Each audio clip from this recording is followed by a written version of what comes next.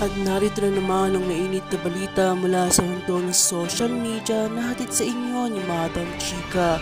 Isang matinding balitang lumabas ngayong araw, ang impeachment laban kay Pangulong Ferdinand Bongbong Marcos Jr. ay opisyal lang iginasa. Ang mga tagapataguyod ng impeachment ay nagtipon-tipon sa harap ng mga pampublikong tanggapan at ang taong bayan ay nagpakita ng kanilang suporta. Alamin ang mga detalye sa mga susunod na ulat. Ayon sa mga ulat, ang hakbang na ito ay nagmula sa mga aligasyon ng hindi tamang pamamahala at katiwalaan sa ilalim ng administrasyon ni Marcos.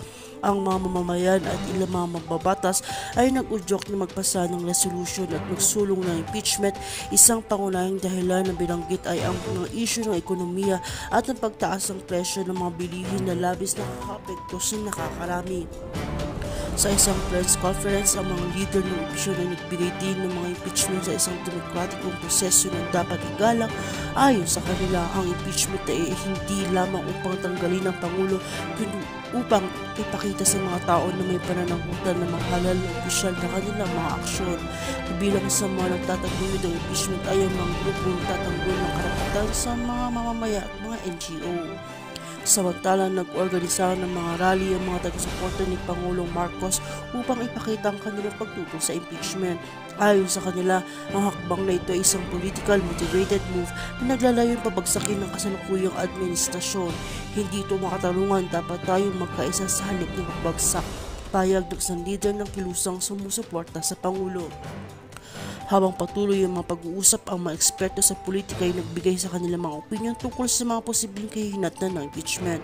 Maraming nagsabi na maaaring magdulot ito ng hindi pagkakaunawaan sa loob ng gobyerno at magpalala sa kasalukuyang tensyon sa pagitan ng mga partidong politiko. Gayunpaman, may ilang ding naniniwala na ito ay maaaring magsisimula ng mas malalim na pagsusuri sa mga isyu ng pamahalaan. Sa panig ng mga mamamayan na hati ang opinyon, may mga nagsasabing kailangan ng mas mahigpit ang pagsusuri sa mga aksyon ng Pangulo.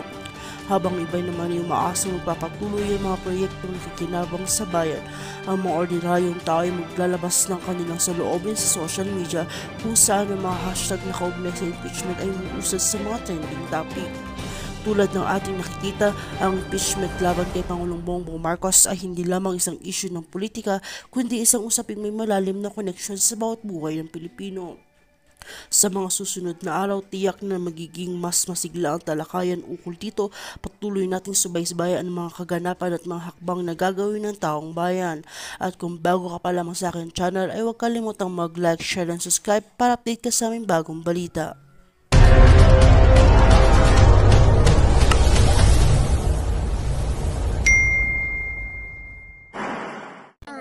Jutang